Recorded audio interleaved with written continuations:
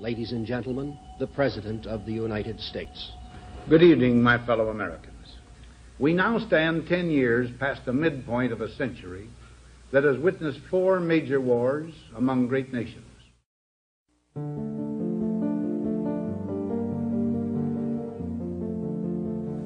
Until the latest of our world conflicts, the United States had no armaments industry.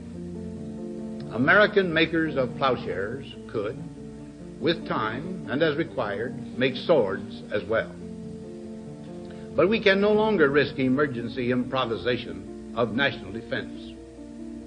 We have been compelled to create a permanent armaments industry of vast proportions. Added to this, 3.5 million men and women are directly engaged in the defense establishment. Now, this conjunction of an immense military establishment and a large arms industry is new in the American experience.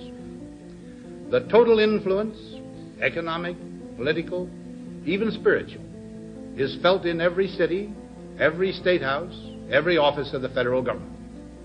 We recognize the imperative need for this development, yet we must not fail to comprehend its grave implications. Our toil, resources, and livelihood are all involved. So is the very structure of our society.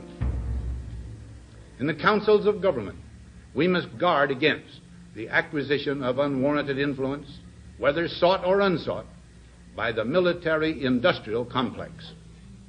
The potential for the disastrous rise of misplaced power exists and will persist. We must never let the weight of this combination endanger our liberties or democratic processes. We should take nothing for granted. Only an alert and knowledgeable citizenry can compel the proper meshing of the huge industrial and military machinery of defense with our peaceful methods and goals, so that security and liberty may prosper together.